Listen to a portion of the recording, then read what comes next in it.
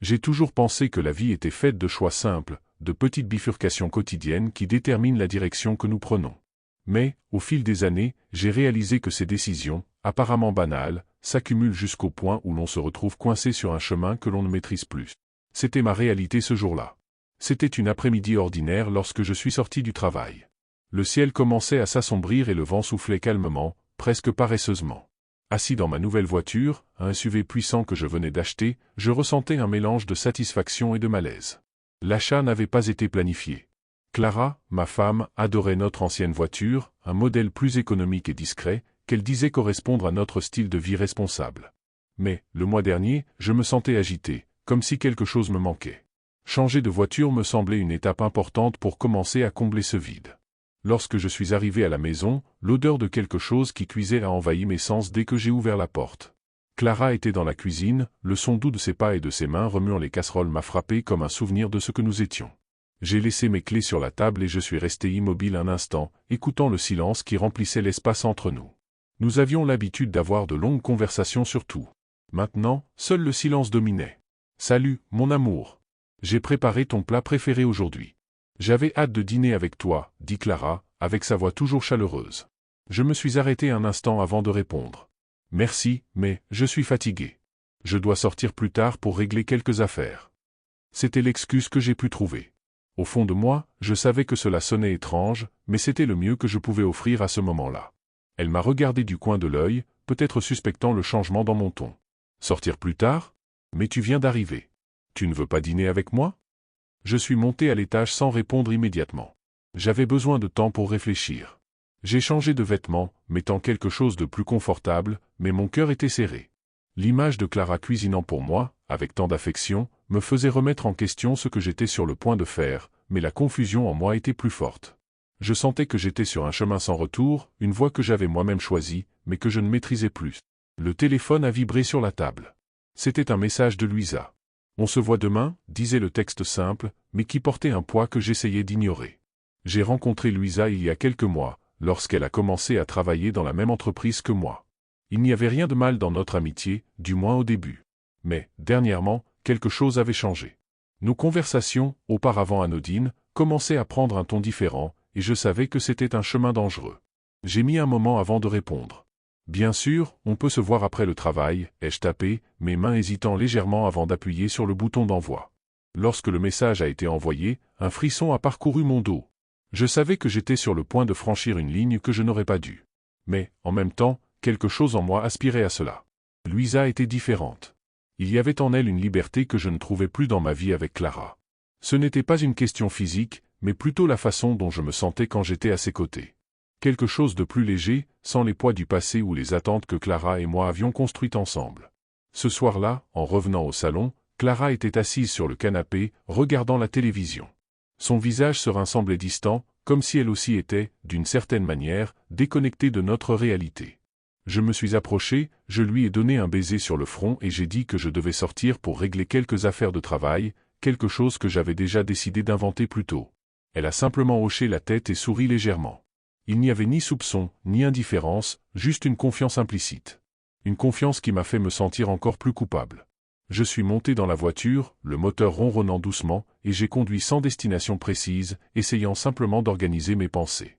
Tout semblait si simple, en même temps, si complexe. Je savais qu'à partir de ce moment, rien ne serait plus comme avant. Le lendemain, je me suis réveillé plus tôt que d'habitude.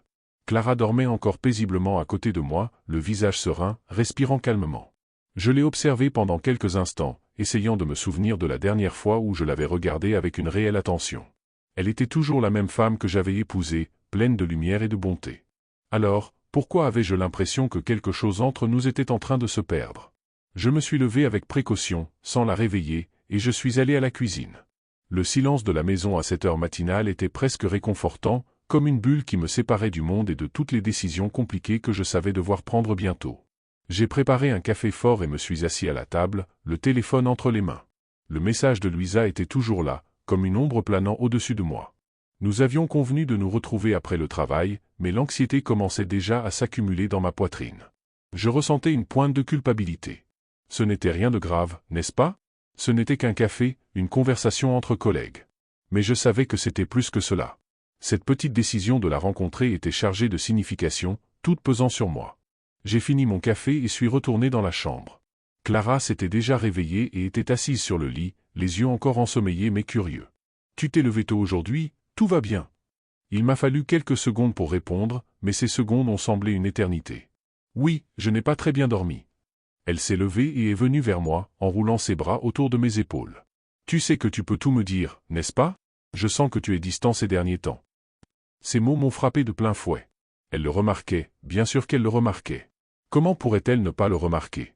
La femme qui se tenait là devant moi n'était pas aveugle au changement subtil, au silence qui était devenu plus fréquent entre nous. Malgré cela, je ne parvenais pas à dire quoi que ce soit. Les mots semblaient bloqués en moi. « Je suis là, toujours », dit-elle doucement avant de m'embrasser légèrement sur la joue. Sa douceur ne faisait qu'augmenter mon sentiment de trahir quelque chose de bien plus grand qu'une simple relation. Je trahissais sa confiance, notre histoire, la vie que nous avions construite ensemble. Mais, pour une raison quelconque, je ne pouvais pas m'arrêter. Je suis parti de la maison ce matin-là avec un poids sur la poitrine qui m'a accompagné toute la journée. Le travail, habituellement un refuge où je me perdais dans les tableaux et les rapports, me semblait vide. À chaque moment de distraction, mes pensées retournaient vers Louisa. Et le pire, c'est qu'au lieu de ressentir de la peur ou de l'hésitation, une partie de moi aspirait à la voir. Lorsque la journée de travail s'est enfin terminée, mes mains étaient légèrement moites alors que je marchais vers le café où nous avions convenu de nous retrouver. L'endroit était accueillant, avec des tables en bois et l'arôme des grains torréfiés flottant dans l'air. Je suis arrivé quelques minutes en avance et me suis assis à une table isolée, avec vue sur la rue. En attendant, mon cœur battait plus vite que la normale. Je me demandais si c'était à cause de Louisa ou de la culpabilité qui me rongeait. Peut-être les deux. Elle est arrivée peu après, entrant avec ce sourire léger qu'elle arborait toujours. Vêtue simplement mais avec élégance, elle s'est approchée de la table et s'est assise en face de moi, le regard brillant. « Salut! Je suis contente que nous ayons pu nous retrouver. » Il y avait quelque chose en elle qui semblait si naturel, si différent de la vie structurée et prévisible que je menais avec Clara. C'était comme si, avec Louisa, je pouvais respirer plus facilement. Mais en même temps, ce sentiment m'effrayait.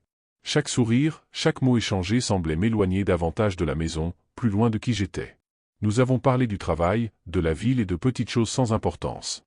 Mais sous les mots, il y avait quelque chose de plus grand, quelque chose qu'aucun de nous n'était prêt à nommer. La conversation coulait avec aisance, mais je sentais que nous marchions sur une ligne fine, prêts à tomber dans un abîme dont il n'y aurait pas de retour. À un moment donné, Louisa m'a regardé avec un sourire doux et a demandé « Tu vas bien? Tu as l'air préoccupé. » Il y avait une véritable inquiétude dans sa voix, mais aussi une curiosité. J'ai hésité, cherchant la meilleure façon de répondre. Mais avant que je ne puisse trouver les mots, le téléphone a vibré dans ma poche. C'était un message de Clara. « Comment se passe ta journée? On dîne ensemble ce soir ?» Le nœud dans ma gorge s'est resserré. J'étais là, avec une autre personne, tandis que ma femme m'attendait à la maison, voulant passer plus de temps avec moi. J'ai senti le poids de chaque choix s'accumuler sur mes épaules, et pendant un bref instant, j'ai envisagé d'annuler tous mes plans, de rentrer à la maison et d'essayer de réparer ce qui n'allait pas entre nous. Mais ensuite, j'ai regardé Louisa, qui m'observait avec expectative, et le doute est revenu. J'ai envoyé une réponse rapide à Clara, disant que je devrais travailler tard. C'était le mensonge qui franchissait enfin la ligne. « Qu'est-ce qu'il y a ?» demanda Louisa, se penchant légèrement en avant, comme si elle voulait briser le silence qui s'était installé entre nous. « Rien d'important, ai-je menti. Juste un message du travail. » Elle a hoché la tête, mais il y avait quelque chose dans son regard qui indiquait qu'elle savait que ce n'était pas la vérité.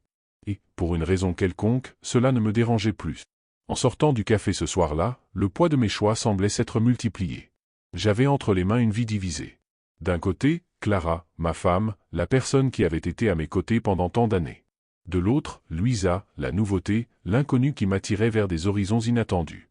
Je me sentais flotter entre ces deux réalités, sans le courage de m'engager pleinement envers l'une ou l'autre. Je conduisis de retour à la maison en silence, la radio éteinte, mes pensées se bousculant. Je n'arrêtais pas de me demander comment j'avais laissé les choses en arriver là. Chaque kilomètre parcouru me rapprochait de Clara et, avec cela, augmentait la sensation que j'étais sur le point d'affronter quelque chose que je ne pouvais plus éviter. Lorsque je me garai finalement devant la maison, les lumières du salon étaient allumées. Clara était à l'intérieur, attendant, probablement sans la moindre idée du tourbillon qui se déroulait en moi. J'entrai par la porte d'entrée en essayant de faire le moins de bruit possible, mais c'était trop tard. Elle était déjà assise sur le canapé, les yeux fixés sur moi dès que j'ai franchi le seuil. « Salut » dit-elle doucement, sa voix empreinte d'un calme qui semblait déplacé. « Tu as réussi à tout régler au travail ? Je savais que je devais répondre rapidement, ne pas laisser place au doute, mais j'hésitais. Oui, cela a pris un peu plus de temps que prévu, murmurai-je, essayant de paraître décontracté. Elle m'observait attentivement, son regard plus perçant que je ne l'aurais pensé. Tu es sûr que tout va bien? Sa question était chargée d'une inquiétude silencieuse, comme si elle savait que quelque chose n'allait pas, mais ne voulait pas le confronter directement. Oui, tout va bien. Juste fatigué. Le mensonge sortit facilement, mais le malaise en moi grandissait. Je me dirigeai vers la cuisine, cherchant un verre d'eau, n'importe quoi pour m'éloigner de ce regard qui semblait traverser toutes mes défenses. Mais Clara n'abandonnait pas. Elle se leva du canapé et me suivit, s'arrêtant à la porte de la cuisine. Je sens que tu es distant. Ce n'est pas seulement aujourd'hui, c'est comme ça depuis plusieurs semaines. Il y avait quelque chose dans sa voix qui me désarmait. Ce n'était ni de la colère, ni une accusation. C'était de la tristesse. Et cette tristesse me blessait plus que n'importe quelle confrontation directe n'aurait pu le faire. Je savais qu'elle avait raison, que je m'éloignais, mais je ne savais pas comment inverser la situation. Je crois que je gère quelques problèmes au travail, et cela m'affecte plus que ça ne devrait, mentis-je à nouveau, espérant que cela mettrait fin à la conversation. Clara s'approcha de moi, posant légèrement sa main sur mon bras. Je suis là. Si tu as besoin de parler de quoi que ce soit, je suis là. Sa voix était douce, mais il y avait une fragilité en elle, comme si elle savait que quelque chose entre nous était sur le point de se briser. Je me contentais d'acquiescer, sans avoir le courage de la regarder directement dans les yeux. Elle s'éloigna après quelques secondes, retournant sur le canapé, et je restai dans la cuisine, buvant de petites gorgées d'eau, essayant de calmer l'agitation qui grandissait en moi. Dans les jours qui suivirent, les messages de Louisa devinrent plus fréquents. Nous commençâmes à échanger des confidences, de petits fragments de nos vies qui allaient au-delà du travail. Et, de plus en plus, je sentais que je franchissais une ligne invisible, quelque chose que je ne pourrais pas défaire. La culpabilité, cependant, venait par vagues. Clara était toujours si attentionnée, si présente, que ma trahison émotionnelle devenait un poids presque insupportable. Mais, en même temps, il y avait une sorte de soulagement à être avec Louisa, à pouvoir être une autre version de moi-même. Une version qui ne portait pas le poids des attentes de plusieurs années de mariage. C'est un vendredi après-midi, à la fin de la journée de travail, que tout a changé. « Tu veux faire quelque chose ce soir ?» me demanda Louisa, avec désinvolture, tout en empilant quelques papiers sur son bureau. L'invitation semblait inoffensive, mais nous savions tous les deux qu'il y avait plus derrière. Je mis du temps à répondre, mais au fond de moi, je savais déjà que je n'allais pas dire non. « Oui, on peut se retrouver plus tard », répondis-je, en essayant de garder une voix ferme. Et c'est ainsi que, plus tard, nous nous sommes retrouvés à nouveau, cette fois dans un restaurant discret, loin des endroits où Clara et moi avions l'habitude d'aller. Le dîner commença légèrement, comme toujours, des conversations sur le travail, sur des personnes que nous connaissions en commun. Mais il y avait une tension dans l'air qui devenait de plus en plus palpable. Les regards s'attardaient un peu plus que d'habitude, les sourires semblaient porter des intentions non dites. Après le dîner, nous avons décidé de marcher un peu, sans destination précise. La nuit était froide, mais le silence des rues désertes était presque réconfortant. Nous marchions côte à côte, sans dire grand-chose, jusqu'à ce que, soudain, Louisa s'arrêta et se tourna vers moi. « Qu'est-ce qu'on fait, vraiment ?» La question flotta dans l'air comme une bombe sur le point d'exploser. Je savais ce qu'elle voulait dire. Elle voulait savoir si nous étions sur le point de franchir ce dernier seuil, ce point de non-retour. Je pris une profonde inspiration, cherchant mes mots, mais rien ne semblait suffisant. « Je ne sais pas » fut tout ce que je pus dire. Louisa fit un pas en avant, ses yeux fixés dans les miens. « Tu le sais. Et moi aussi. » Pendant quelques secondes, nous restâmes là, immobiles, le silence entre nous se transformant en quelque chose de tangible. C'était comme si le monde autour avait disparu, et qu'il ne restait que nous deux, prêts à prendre une décision qui changerait tout. C'est à ce moment-là que mon téléphone vibra dans ma poche. Une alerte. Je le sortis, nerveux, et vis le nom de Clara clignoter sur l'écran. Que ferais-je maintenant? J'étais pris entre deux mondes. L'avenir semblait incertain, et, pour la première fois, je ne savais pas si j'étais prêt à affronter les conséquences de ce qui était sur le point d'arriver. Le nom de Clara brillait sur l'écran de mon téléphone portable comme un rappel cruel de la vie que je risquais. Tandis que le téléphone vibrait incessamment dans ma main, Louisa me regardait en silence, ses yeux chargés d'attente. C'était comme si ce moment était suspendu dans le temps, une croisée des chemins où tout choix entraînerait des conséquences irréversibles. Je savais que répondre à cet appel ne changerait pas ce que j'avais déjà fait. Ce n'était pas une simple conversation avec Clara qui effacerait le fait que j'étais là, debout dans la rue, aux côtés d'une autre femme, avec des sentiments que je savais ne pas devoir avoir. Mais, en même temps, ignorer l'appel serait comme trahir non seulement Clara, mais tout ce que nous avions construit ensemble. J'appuyai sur le bouton et répondis, en essayant de garder une voix aussi neutre que possible. Salut, mon amour, commençai-je, la gorge serrée. De l'autre côté de la ligne, la voix de Clara était légère, sans aucune suspicion, comme si elle m'attendait pour rentrer à la maison, sans la moindre idée de l'abîme qui nous séparait. Salut. Je voulais juste savoir à quelle heure tu rentreras. J'ai pensé préparer quelque chose de spécial pour le dîner. Ça fait longtemps que nous n'avons pas eu une soirée rien que tous les deux. Chaque modèle était un coup, me rappelant combien Clara me faisait confiance, combien elle s'efforçait de maintenir notre relation vivante, même quand moi, sans qu'elle le sache, je m'en éloignais déjà. Je regardais Louisa, qui baissait maintenant les yeux vers le sol, comme si elle comprenait la gravité de la situation. Elle savait que cet appel, aussi bref soit-il, portait un poids insupportable pour moi. Je pense que je vais rentrer un peu tard ce soir. J'ai besoin de régler quelques affaires, mentis-je, presque automatiquement. Les mots sortaient de ma bouche sans que je les contrôle, mais chacun d'eux me faisait me sentir plus éloigné de la vérité. Clara, de l'autre côté, soupira légèrement, mais sa voix resta douce. D'accord. Ne tarde pas trop, d'accord? Tu me manques. Ces derniers mots me frappèrent comme un coup de poing. Toi aussi, tu me manques, répondis-je, même si, au fond de moi, je savais que je disais seulement ce qu'elle voulait entendre. Je raccrochai le téléphone et restai immobile un moment, fixant l'écran noir, comme si j'attendais que quelque chose change magiquement. Mais rien ne changea. La réalité restait la même. Elle ne soupçonne rien, n'est-ce pas? Demanda Louisa, sa voix basse, presque comme si elle ne voulait pas briser le lourd silence entre nous. Je secouai la tête, sans savoir quoi dire. Non. Et c'est ça qui me détruit. Je pris une profonde inspiration, essayant d'organiser mes pensées, mais cela semblait impossible. J'étais plongé dans un dilemme que j'avais moi-même créé, et chaque choix que je faisais semblait m'enfoncer davantage. Peut-être. Commença Louisa, hesitant. Peut-être que nous n'avons pas besoin de continuer ainsi. Il est encore temps d'arrêter, tu sais? Avant que ce ne soit trop tard. Ces mots me prirent par surprise. Ce n'était pas ce que je m'attendais à entendre d'elle. Je savais que Louisa était également impliquée émotionnellement, et jusqu'à ce moment, je pensais que nous nous dirigions vers quelque chose d'inévitable. Mais maintenant, la voyant là, hésitante, je réalisais que nous n'étions pas les seuls à porter le poids de la culpabilité. Elle aussi était partagée, luttant avec ses propres émotions. Tu penses qu'on peut simplement revenir en arrière? Faire comme si rien ne s'était passé? Demandai-je, plus à moi-même qu'à elle. Je ne sais pas. Elle haussa les épaules, croisant les bras comme si elle essayait de se protéger de ce que nous étions sur le point d'affronter. Mais je sais que si nous continuons, il n'y aura plus de retour possible. Et je ne sais pas si nous sommes prêts à gérer cela. Nous restâmes là, en silence, tandis que la nuit tombait autour de nous. Même si le moment était chargé de tension, il y avait aussi un sentiment de soulagement dans ses paroles. Peut-être, pendant un bref instant, avais-je la chance de faire le bon choix, de mettre fin à cette spirale qui détruisait tout autour de moi. Je pourrais rentrer à la maison, expliquer à Clara ce qui se passait en moi, pas assez pour la blesser, mais suffisamment pour ouvrir un espace pour une conversation réelle, honnête. Nous pourrions peut-être trouver une façon de réparer ce qui était brisé, de nous reconnecter avant qu'il ne soit trop tard. Mais, au fond de moi, je savais que le problème n'était pas si simple. Il y avait quelque chose en moi que, malgré tous mes efforts, je ne pouvais plus ignorer. Ma relation avec Clara s'était usée, non par manque d'amour, mais parce que j'avais changé. Je n'étais plus le même homme qui avait promis de l'aimer par-dessus tout. Aussi douloureux que ce soit à admettre, c'était peut-être là le véritable problème. Je regardai Louisa une dernière fois. Il y avait de la tristesse dans ses yeux, mais aussi de la compréhension. Elle savait que nous étions tous deux à un carrefour, et que, quelle que soit la décision que nous prendrions, rien ne serait facile. Je dois y aller, dis-je finalement, ma voix basse mais ferme. Je ne peux pas continuer comme ça. Elle acquiesça, sans essayer de me dissuader. J.E. comprends. Aussi étrange que cela puisse paraître, je pense que tu fais ce qu'il faut.